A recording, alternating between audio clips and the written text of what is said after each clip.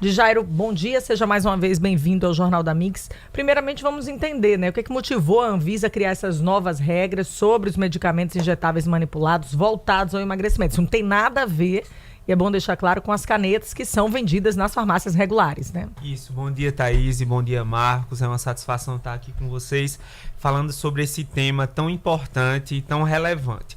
O que é que acontece? Nós temos as medicações, como você falou, temos a liraglutida, Saxenda e o Victoza, depois evoluímos para a semaglutida, que é o Ozempic, o Wegovy, e chegamos agora no Mounjaro, que é a tirzepatida.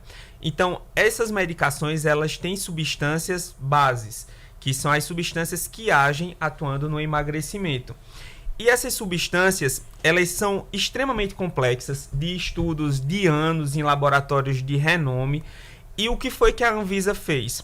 Ela determinou que as únicas medicações que pudessem ser vendidas no nosso país sejam essas medicações desses laboratórios que foram certificados pela própria Anvisa.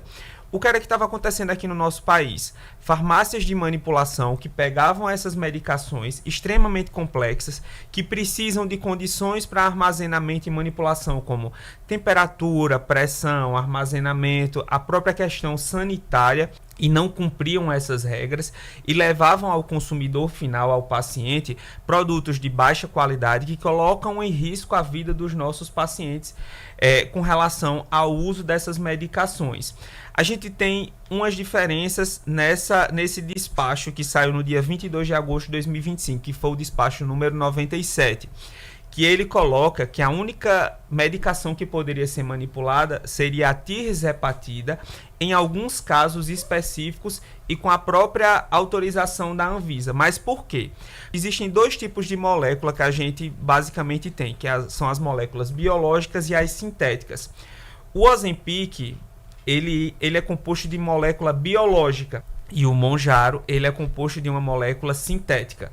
E qual seria basicamente a diferença? A sintética a gente consegue manipular, a biológica não.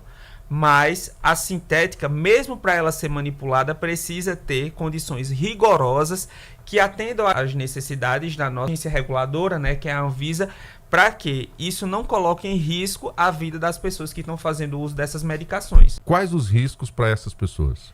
Os riscos, eles são basicamente relacionados a qualquer outra medicação que você faz uso sem acompanhamento médico.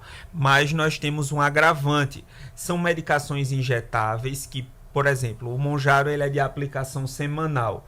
Se você fizer o uso de uma dosagem superior, que muita gente, por exemplo, a gente inicia a dose do Mounjaro com 2,5 miligramas.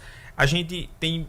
não tem na farmácia, então eu vou começar com 5. A gente tem um risco de complicações, como por exemplo, há uma queima tão grande de gordura que você desenvolve um quadro semelhante ao paciente diabético que precisa ser internado até em UTI. Então, o que é que acontece?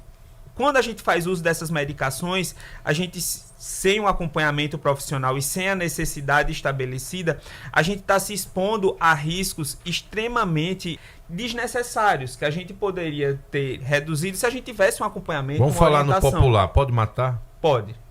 Pode levar a quadros gravíssimos, Os hospitais têm recebido, inclusive aqui em Maceió, pacientes com esse quadro de dosagem acima do tolerável pelo paciente. Imagina você tomar 15 miligramas, 20 miligramas de uma só vez, um paciente que não tem ainda o início do tratamento. Thaís, eu vou te dar outro exemplo mais simples, o próprio Ozempic. Pessoas que chegam ao hospital com quadros de constipação intestinal que precisam fazer lavagem intestinal. O que é isso?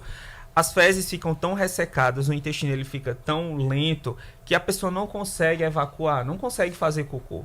Então precisa ir para o hospital. Então assim, a gente tem efeitos, são efeitos complicados que precisa você ir para um hospital, até efeitos mais complexos que podem levar você até um leito de UTI.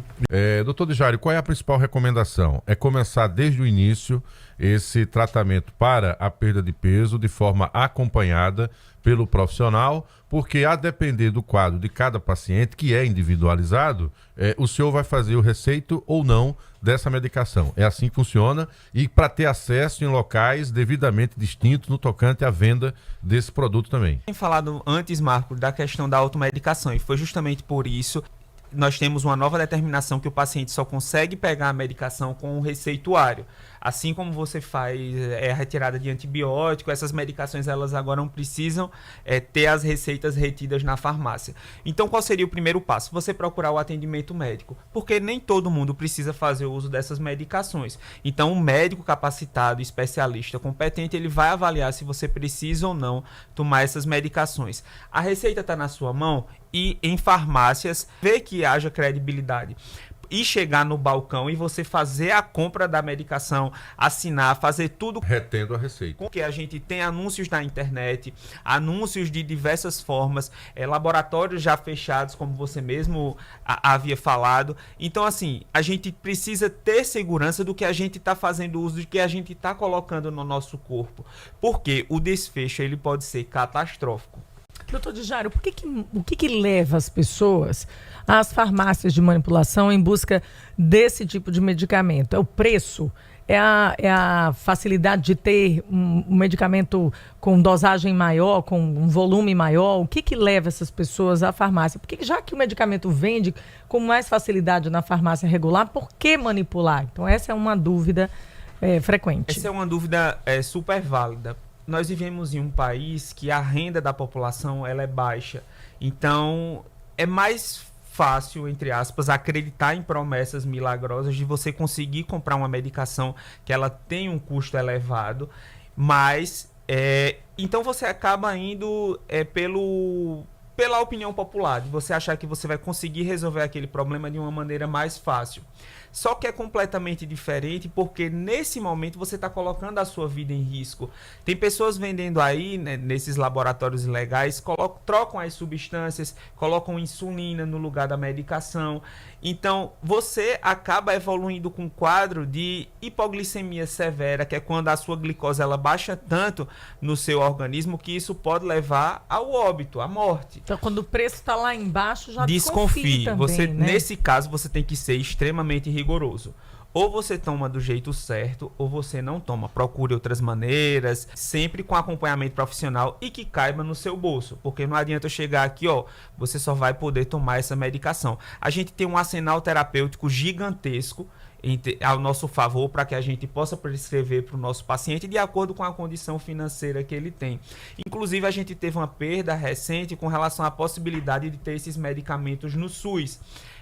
Houve um bloqueio, né, por questões orçamentárias, né, que foi passada pelo governo, de que essas medicações não seriam disponibilizadas no momento pelo SUS, o que seria um avanço gigantesco no tratamento da obesidade do nosso país. A gente espera, né, as diversas entidades médicas estão se mobilizando para tentar reverter isso de alguma forma, para que cada vez mais pessoas possam ter acesso a essas medicações e tratar a obesidade, que é uma doença crônica de relevância.